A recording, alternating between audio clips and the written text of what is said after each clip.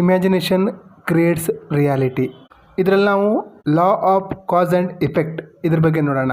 ಯಾವ ರೀತಿ ಲಾ ಕೆಲಸ ಮಾಡ್ತದೆ ಅಂದರೆ, ನೀವೇನು ಯೋಚನೆ ಮಾಡ್ತಿರೋ ಆ ಯೋಚನೆಗೆ ತಕ್ಕ ಹಾಗೆ ನೀವೇನು ಫೀಲ್ ಮಾಡ್ತಿರೋ ಅದು ನಮ್ಮ 3D ರಿಯಾಲಿಟಿಲಿ ಶೋ ಆಗ್ತದೆ. ನಮ್ಮ ಒಳಗಡೆ ಇನ್ನರ್ ಥಾಟ್ ಏನಿದೆ, ಇಮೋಷನ್ ಏನಿದೆ, ಅದೇ ಕಾರಣ ನಮ್ಮ ಎಕ್ಸ್ಟರ್ನಲ್ ರಿಯಾಲಿಟಿಯಲ್ಲಿ, ಹೊರಗಡೆ ಪ್ರಪಂಚದಲ್ಲಿ ಪರಿಣಾಮ ಬೀರ್ತದೆ. ಅರ್ಥ ಏನಂದರೆ, ಒಳಗಡೆ ಏನು ನಡೀತಾ ಇದೆ ಅದು ಕಾಸ್ ಆದರೆ, ಹೊರಗಡೆ ಪರಿಣಾಮ ಏನಿದೆಯೋ ಅದು ಇಫೆಕ್ಟ್. ಇದನ್ನೇ principle of cause and effect ಅನ್ನೋದು. ಈ ಲಾನ ವಿಶೇಷತೆ ಏನು ಅಂದರೆ, ಈ ಲಾ ನ್ಯೂಟ್ರಲ್ ಆಗಿದೆ. ನಿಮ್ಮ ಥಾಟ್ ಯಾವುದೇ ಇರಲಿ, ಪಾಸಿಟಿವ್ ಆಗಿರಲಿ ನೆಗೆಟಿವ್ ಆಗಿರಲಿ, ಯಾವುದೇ ಹಸ್ತಕ್ಷೇಪ ಮಾಡಲ್ಲ. ಅದಕ್ಕೆ ತಕ್ಕ ಹಾಗೆ ಪರಿಣಾಮ ಕೊಡ್ತದೆ. ನಿಮ್ಮ ಥಾಟ್ಸ್ನ, ಫೀಲಿಂಗ್ಸ್ನ ನೇಚರ್ ನೆಗೆಟಿವ್ ಆಗಿದ್ರೆ, ನೀವು ಅದೇ ರಿಪೀಟ್ ಮಾಡ್ತಾ ಇದ್ರೆ, ಅದೇ ಕ್ರಿಯೇಟ್ ಮಾಡ್ತಾ ಇದ್ರೆ, ಅದೇ ಪರಿಣಾಮ ನಿಮ್ಮ 3D ಲೈಫಲ್ಲಿ ಬರ್ತದೆ. 3D ಅಂದರೆ ಈಗೇನು ನಡೀತಾ ಇದೆಯೋ ಅದು. ನೀವು ಯಾವುದ್ರ ಮೇಲೆ ಫೋಕಸ್ ಮಾಡ್ತಿರೋ ಅದೇ ಇಲ್ಲಿ ರಿಫ್ಲೆಕ್ಟ್ ಆಗುತ್ತೆ, ಅದೇ ಪರಿಣಾಮ ಬೀರ್ತದೆ. ಉದಾಹರಣೆಗೆ ನೀವು ಪಾಸಿಟಿವ್ ಆಗಿದ್ದು, ನೀವು ಸಕ್ಸಸ್ನ ಬಗ್ಗೆ ಯೋಚನೆ ಮಾಡ್ತಾ ಇದ್ರೆ, ಫೀಲ್ ಮಾಡ್ತಾ ಇದ್ರೆ, ಅದು ಆಟೋಮೆಟಿಕ್ ಆಗಿ ನಿಮ್ಮ 3D ಲೈಫಲ್ಲಿ ಪರಿಣಾಮ ಬೀರಲಿಕ್ಕೆ ಸ್ಟಾರ್ಟ್ ಆಗುತ್ತೆ. ಅದೇ ನೀವು ಭಯದಿಂದ ಚಿಂತೆ ಮಾಡ್ತಾ, ಆಗುತ್ತೋ ಆಗಲ್ವೋ, ನನ್ನ ಜೀವನ ಈ ರೀತಿ ಇದೆ, ಆ ರೀತಿ ನೀವು ಯೋಚನೆ ಮಾಡ್ತಾ ಇದ್ರೆ, ಫೀಲ್ ಮಾಡ್ತಾ ಇದ್ರೆ, ಅದನ್ನೇ ಅಟ್ರಾಕ್ಟ್ ಮಾಡ್ತೀರಾ, ಅದನ್ನೇ ಎಕ್ಸ್ಪೀರಿಯನ್ಸ್ ಮಾಡ್ತೀರಾ. ಅದೇ ನಿಮ್ಮ ಜೀವನದ ಮೇಲೆ ಪರಿಣಾಮ ಬೀರುತ್ತೆ. ಹಾಗಾಗಿ ಹೇಳಿದ್ದು, ಈ ಲಾ ನ್ಯೂಟ್ರಲ್, ಅದು ಕೆಲಸ ಮಾಡ್ತದೆ. ನೀವು ಯಾವ ರೀತಿ ಯೋಚಿಸ್ತೀರಾ, ಯಾವ ರೀತಿ ಫೀಲ್ ಮಾಡ್ತೀರಾ, ಅದ್ರ ತಕ್ಕ ಹಾಗೆ ಅದು ರಿಸಲ್ಟ್ ಕೊಡ್ತದೆ. ಹಾಗಾಗಿ ಈ ಲೇಖಕರು ಇದರಲ್ಲಿ ಹೇಳಿರೋದು, creation has already been finished ಅಂತ. ಈ ಲಾನ ಸರಿಯಾಗಿ ಅರ್ಥ ಮಾಡ್ಕೊಂಡ್ರೆ, ನಾವು ಸರಿಯಾದ ಯೋಚನೆ ಮಾಡಿ, ನಮ್ಮ ಇನ್ನರ್ ಫೀಲಿಂಗ್ಸ್ನ ಸರಿಯಾಗಿ ಮಾಡಿ, ನಮ್ಗೆ ಏನು ಬೇಕೋ ಅದನ್ನು ನಾವು ಈ 3D ಲೈಫಲ್ಲಿ ಮ್ಯಾನಿಫೆಸ್ಟ್ ಮಾಡಬಹುದು, ಕ್ರಿಯೇಟ್ ಮಾಡಬಹುದು. ಈಗೇನು 3D ಲೈಫಲ್ಲಿ ಕಾಣ್ತಾ ಇದೆಯಲ್ಲ, ಅದು ನಮ್ಮ ಹಿಂದಿನ ವಿಚಾರ, ಭಾವನೆಗಳ ಫಲ. ಡೆಡ್ ರಿಯಾಲಿಟಿ ಇಲ್ಲಿ ಮತ್ತೇನು ಚೇಂಜ್ ಮಾಡಲಿಕ್ಕಾಗಿಲ್ಲ. ಏನು ಮಾಡಿದ್ದೀವೋ ಅದರ ಪರಿಣಾಮ ಈಗ ಅನುಭವಿಸ್ತಾ ಇದ್ದೀವಿ. ಈಗ ನಾವು ಚೆನ್ನಾಗಿ ಬದುಕಬೇಕು ಅಂದರೆ ನಾವು ಈಗ ಸರಿಯಾದ ಯೋಚನೆ, ಭಾವನೆಯ ಬೀಜ ನಮ್ಮೊಳಗಡೆ ಬಿತ್ತಬೇಕು. ಹಾಗಾಗಿ ನೀವು ನಿಮ್ಮ ಮನಸ್ಸಲ್ಲಿ ನೀವು ನಿಮ್ಮ ಬಗ್ಗೆ ಏನು ಯೋಚನೆ ಮಾಡ್ತಾ ಇದ್ದೀರಾ, 24/7 ಏನು ಕ್ರಿಯೇಟ್ ಮಾಡ್ತಾ ಇದ್ದೀರಾ, ಇಂಟರ್ನಲಲ್ಲಿ ಈಗಲೂ ಬಲು ಪಶುವಿನ ಪಾತ್ರ ವಹಿಸ್ತಾ ಇದ್ದೀರಾ. ನನಗೆ ಮೋಸ ಆಯಿತು, ನನಗೆ ಅನ್ಯಾಯ ಆಯಿತು, ಅವ್ರು ನನಗೆ ಮೋಸ ಮಾಡಿದ್ರು, ಇವ್ರು ನನಗೆ ಮೋಸ ಮಾಡಿದ್ರು, ಈ ರೀತಿಯ ಬೀಜನ ನಿಮ್ಮ ಭವಿಷ್ಯಕ್ಕಾಗಿ ಬಿತ್ತಾ ಇದ್ದೀರಾ, ಅಥವಾ ಒಳ್ಳೆಯದನ್ನು ಪಾಸಿಟಿವ್ ಬೀಜ ಬಿತ್ತಾ ಇದ್ದೀರಾ? ನಿಮ್ಮ ಬಿಟ್ಟಿದ್ದು. ನಿಮ್ಮನ್ನು ನೀವು ಅನಲೈಸ್ ಮಾಡಿ. ನೀವು ಯಾವ ಬೀಜ ಬಿತ್ತಿರೋ ಅದು ಈ ಲಾಗೆ ಏನು ವ್ಯತ್ಯಾಸ ಆಗಲ್ಲ. ಅದ್ರ ಕೆಲಸ ನಿಮಗೆ ರಿಸಲ್ಟ್ ಕೊಡೋದು. ಆ ರಿಸಲ್ಟ್ ಹೇಗೆ ಬರುತ್ತೆ? ನೀವು ಇಂಟರ್ನಲಲ್ಲಿ ಏನು ಬೀಜ ಬಿತ್ತಿರೋ ಅದರ ಫಲ. ನಿಮ್ಮ ಯೋಚನೆ, ಭಾವನೆ ಪರ್ಫೆಕ್ಟ್ ಆಗಿದ್ರೆ, ಪಾಸಿಟಿವ್ ಆಗಿದ್ರೆ, ನೀವು ಅದೇ ರಿಸಲ್ಟ್ ಪಡಿತೀರಾ. ನಿಮ್ಮ ವಾಸ್ತವದಲ್ಲಿ 3Dಲಿ ಒಳ್ಳೆ ಪರಿಣಾಮನೇ ನೋಡ್ತೀರಾ, ಅನುಭವ ಮಾಡ್ತೀರಾ. ಹಾಗಾಗಿ ನೀವು ನಿಮ್ಮ ಜೀವನ ಬದಲಾಯಿಸ್ಕೋಬೇಕಂತಿದ್ರೆ, ಸುಖ, ಸಂತೋಷ, ಸಂಪತ್ತು, ಸಮೃದ್ಧಿ ನಿಮ್ಮ ಜೀವನದಲ್ಲಿ ತರಬೇಕು ಅಂದರೆ ನಿಮ್ಮ ಒಳಗಡೆ ಬಿಲೀಫ್ ಸಿಸ್ಟಮ್ನ ಚೇಂಜ್ ಮಾಡಬೇಕು.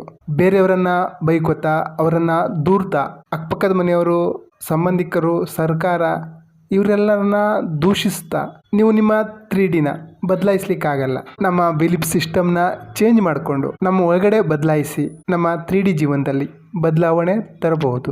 ಸೆಲ್ಫ್ ಅನಲೈಸಿಸ್ ಮಾಡ್ಕೋಬೇಕು. ಬೇರೆಯವರನ್ನ ಬ್ಲೇಮ್ ಮಾಡೋದನ್ನು ನಿಲ್ಲಿಸಬೇಕು.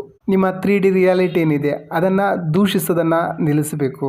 ನಿಮ್ಮನ್ನು ನೀವು ಅಳಿದುಕೊಳ್ಬಾರ್ದು. ಈಗೇನು ಆಗ್ತಾ ಇದ್ರೂ ಅದೆಲ್ಲದಕ್ಕೂ ನೀವೇ ಕಾರಣ. ಅದು ನಿಮ್ಮದೇ ಕ್ರಿಯೇಷನ್. ನಿಮ್ಮನ್ನು ನೀವು ಅರ್ಥ ಮಾಡ್ಕೊಳ್ಳಿ. ನಿಮ್ಮ ಯೋಚನೆಯಲ್ಲಿ ಏನು ತಪ್ಪಿದೆ ನೋಡಿ. ನಿಮ್ಮ ಪರಿಸ್ಥಿತಿ ಈಗ ಚೆನ್ನಾಗಿಲ್ಲ ಅಂದರೆ ಅದು ನಿಮ್ಮ ಪಾಸ್ಟಲ್ಲಿ ಬಿತ್ತಿರುವಂತಹ ನಿಮ್ಮ ಯೋಚನೆ, ಭಾವನೆಗಳ ಫಲ, ಪರಿಣಾಮ, ರಿಫ್ಲೆಕ್ಷನ್. ಉದಾಹರಣೆಗೆ, ನೀವೀಗ ಪರೀಕ್ಷೆಯಲ್ಲಿ ಫೇಲ್ ಆಗಿದ್ದೀರಾ ಅಂದರೆ ಮೇಷ್ಟ್ರು ಸರಿ ಇಲ್ಲ, ಸ್ಕೂಲ್ ಸರಿ ಇಲ್ಲ ಅಂತಲ್ಲ, ನೀವು ಸರಿಯಾಗಿ ಓದಿಲ್ಲ ಅಂತ. ಸೊ ಗಮನ ನಿಮ್ಮೇಲೆ ನೀವು ತಂದ್ಕೊಳ್ಳಿ. ನಿಮ್ಮ ಇಂಟರ್ನಲಲ್ಲಿ ಬದಲಾವಣೆ ಮಾಡಿ. ಆವಾಗ ಹೊರಗಡೆ ಆಟೋಮೆಟಿಕ್ ಆಗಿ ಬದಲಾವಣೆ ಕಾಣ್ತದೆ. ನಿಮ್ಮ ಈಗಿನ ಪರಿಸ್ಥಿತಿ ಏನೇ ಇರಲಿ ಅದು ಪಾಸ್ಟ್ನ ರಿಫ್ಲೆಕ್ಷನ್.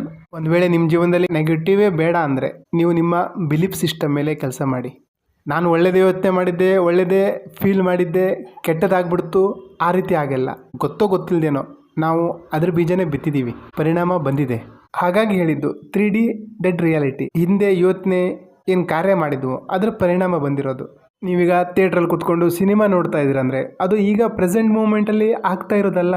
ಅದು ಯಾವತ್ತೋ ಶೂಟಿಂಗ್ ಮಾಡಿ ಅದೆಲ್ಲ ರೆಡಿಯಾಗಿ ಈಗ ನಿಮ್ಮ ಮುಂದೆ ಕಾಣ್ತಾ ಇದೆ. ನೀವು ಅದನ್ನು ನೋಡ್ತಾ ಇದ್ದೀರಾ. 3D ಯಾವ ರೀತಿ ಇಲ್ಯೂಷನೋ ಅದೇ ರೀತಿ ಈ ಸಿನಿಮಾ ಸಹ ಇಲ್ಯೂಷನ್ನೇ, ಈಗಿಂದಲ್ಲ. ನಾವೀಗ ಏನು ಯೋಚನೆ ಮಾಡ್ಕೊಂಡು ಕೂತಿದ್ದೀವಿ, ಇಲ್ಲ ಆಗ್ತಾ ಇರೋದೇ ಇನ್ನೊಂದು. ಅರ್ಥ ಏನಂದ್ರೆ ಈ 3D ರಿಯಾಲಿಟಿ ಏನಿದೆ ಅದು ಇಲ್ಯೂಷನ್. ನಾವೇನು ಫಾಸ್ಟಲ್ಲಿ ಕ್ರಿಯೇಟ್ ಮಾಡಿದ್ದೀವೋ ಅದರ ಪರಿಣಾಮ ಈ 3D ರಿಯಾಲಿಟಿ. ಈ ನಮ್ಮ ಕಾನ್ಷಿಯಸ್ ಮೈಂಡ್ ಏನಿದೆ ಅದು ಈ ಪಂಚೇಂದ್ರಿಯಗಳ ಮುಖಾಂತರ ಆಗುವಂತಹ ಅನುಭವನ ನಿಜ ಅಂತ ನಂಬ್ತದೆ. ಆದರೆ ನಮ್ಮ ಒಳಗಡೆ ಇರುವಂತಹ ಕ್ರಿಯೇಟಿವ್ ಪವರ್ ಏನಿದೆ ಅದನ್ನು ನೀವು ಸಬ್ ಕಾನ್ಷಿಯಸ್ ಮೈಂಡ್ ಅಂತಲೂ ಹೇಳ್ಬೋದು.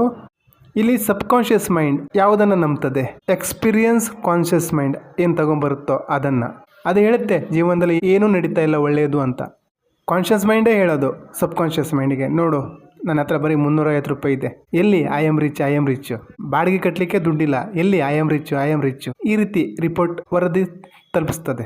ಸಬ್ ಕಾನ್ಷಿಯಸ್ ಮೈಂಡು ಸರಿ ಯಾವುದು ತಪ್ಪು ಯಾವುದು ಏನು ವ್ಯತ್ಯಾಸ ನೋಡಲ್ಲ. ಸಬ್ ಕಾನ್ಷಿಯಸ್ ಮೈಂಡ್ ಕೇವಲ ರಿಪೀಟೆಡ್ ಅದನ್ನು ಮಾತ್ರ ಸ್ವೀಕಾರ ಮಾಡ್ತದೆ. ಹಾಗಾಗಿ 24/7 ನೀವೇನು ಯೋಚನೆ ಮಾಡ್ತಾ ಇರ್ತೀರೋ, ಏನು ಫೀಲ್ ಮಾಡ್ತಾ ಇರ್ತೀರೋ ಅದನ್ನೇ ಸಬ್ ಕಾನ್ಷಿಯಸ್ ಮೈಂಡ್ ನಂಬ್ತದೆ. ಹಾಗಾಗಿ ನಿಮ್ಮ ವಿಚಾರಗಳ ಬಗ್ಗೆ ನಿಮಗೆ ಅರಿವಿರಲಿ. ಎಲ್ಲೋ ನಾನು ಸೆಲ್ಫ್ ಕಾನ್ಸೆಪ್ಟಲ್ಲಿ ವೀಕ್ ಆಗಿದ್ದೀನ ಚೆಕ್ ಮಾಡ್ಕೊಳ್ಳಿ. ನೀವೆಲ್ಲಾದರೂ ಪ್ರತಿಯೊಂದಕ್ಕೂ ಬ್ಲೇಮ್ ಮಾಡ್ತಾ ಇರ್ತೀರಾ, ಎಲ್ಲೋ ನೀವು ಈ ಲಾನ ತಪ್ಪಾಗಿ ಯೂಸ್ ಮಾಡ್ಕೊಳ್ತಾ ಇಲ್ಲ ತಾನೆ. ಪದೇ ಪದೇ ನೀವು ನೆಗೆಟಿವ್ ಇಮೋಷನ್ನ ಅದಕ್ಕೆ ನೀವು ಜಾಸ್ತಿ ವ್ಯಾಲ್ಯೂ ಕೊಟ್ಟಾಗ ಆ ಭಾವನೆಗಳು ಅಲ್ಟಿಮೇಟಾಗಿ ಏನು ರಿಸಲ್ಟ್ ಪ್ರೊಡ್ಯೂಸ್ ಮಾಡ್ತದೆ 3D ರಿಯಾಲಿಟಿಯಲ್ಲಿ? ನೆಗೆಟಿವ್ ತಾನೇ. ನೀವು ನಿಮ್ಮ ಸೆಲ್ಫ್ ಕಾನ್ಸೆಪ್ಟ್ನ ಜೀರೋ ಮಾಡಿಕೊಂಡು ಎಲ್ಲರೂ ಬಂದು ನನ್ನನ್ನು ಯೂಸ್ ಮಾಡ್ಕೊಂಡು ಹೋಗ್ತಾ ಇರ್ತಾರೆ ಅಂತ ನೀವು ಹೇಳ್ತಾ ಇದ್ದರೆ ಏನಾಗುತ್ತೆ? ಆ ರೀತಿಯೇ ಕ್ರಿಯೇಟ್ ಆಗುತ್ತೆ, ಯಾಕಂದರೆ ಅದು ನಿಮ್ಮದೇ ಕ್ರಿಯೇಷನ್ ಆಗಿರುತ್ತೆ. ಹಾಗಾಗಿ ನಿಮ್ಮ ಥಾಟ್ಸ್, ನಿಮ್ಮ ಫೀಲಿಂಗ್ಸ್ ಬಗ್ಗೆ ಎಚ್ಚರ ವಹಿಸಿ. ನಿಮ್ಮ ಜೀವನದಿಂದ ಏನು ಬೇಕಂತಿದೆಯೋ ಅದನ್ನು ಮಾತ್ರ ಯೋಚಿಸಿ. ಈ ಜಗತ್ತು ಕನ್ನಡಿ ಥರ, ಮಿರರ್. ಕನ್ನಡಿ ಕೆಲಸ ಏನು? ನಮ್ಮನ್ನು ತೋರಿಸುತ್ತೆ. ಅದೇ ರೀತಿ ಈ ಜಗತ್ತು ನಾವು ಒಳಗಡೆ ಯಾವ ರೀತಿ ಇದ್ದೀವಿ ಅನ್ನೋದನ್ನು ರಿಫ್ಲೆಕ್ಟ್ ಮಾಡ್ತಾ ಇದೆ. ಏನನ್ನು ನೀವು ನಂಬ್ತಿರೋ, ಏನನ್ನು ನಿಜ ಅಂತ ನಂಬ್ತಿರೋ, ಯಾವುದಕ್ಕೆ ನೀವು ನಿಮ್ಮ 100% ಇಮೋಷನ್ ಕೊಡ್ತಿರೋ ಅವೇ ನಿಮ್ಮ 3D ಲೈಫಲ್ಲಿ ರಿಫ್ಲೆಕ್ಷನ್ ಆಗ್ತದೆ, ಘಟಿಸ್ಲಿಕ್ಕೆ ಸ್ಟಾರ್ಟ್ ಆಗುತ್ತೆ. ಪಾಸಿಟಿವ್ ಮತ್ತು ಲವ್ವಿಂಗ್ ಒಳಗಡೆಯಿಂದ ಆದಷ್ಟು ಫೀಲ್ ಮಾಡಿ, ಅದೇ ನಿಮ್ಮ ಜೀವನದಲ್ಲಿ ನಿಮಗೆ ಸಿಗ್ಲಿಕ್ಕೆ ಸ್ಟಾರ್ಟ್ ಆಗುತ್ತೆ. ಯಾಕೆಂದರೆ ನಿಮ್ಮ ಕಾನ್ಷಿಯಸ್ನೆಸ್ ಶೇಪ್ಸ್ ರಿಯಾಲಿಟಿ. ಒಟ್ಟಾರೆ ಅರ್ಥ, ಕ್ರಿಯೇಷನ್ ನಿಮ್ಮ ರೆಸ್ಪಾನ್ಸಿಬಿಲಿಟಿ, ನಿಮ್ಮ ಜವಾಬ್ದಾರಿ. ನಿಮ್ಮ ಜೀವನದಲ್ಲಿ ಯಾರ್ಯಾರು ಬಂದಿದ್ದಾರೋ ಅವೆಲ್ಲವೂ ನಿಮ್ಮದೇ ಕ್ರಿಯೇಷನ್. ಏನೇನು ಕಷ್ಟಗಳನ್ನು ಅನುಭವಿಸಿದ್ದೀರೋ ಅದೆಲ್ಲವೂ ಸಹ ನಿಮ್ಮದೇ ಕ್ರಿಯೇಷನ್. ಏನಾಗಿದೆಯೋ ಆಗೋಯ್ತು. ಈಗ ನಿಮಗೆ ಸೀಕ್ರೆಟ್ ಗೊತ್ತಾಗಿದೆ ಅಂದ್ಕೊಂಡಿದ್ದೀನಿ. ಮುಂದಿನ ಜೀವನ ಚೆನ್ನಾಗಿ ರೂಪಿಸ್ಕೊಳ್ಳಿ.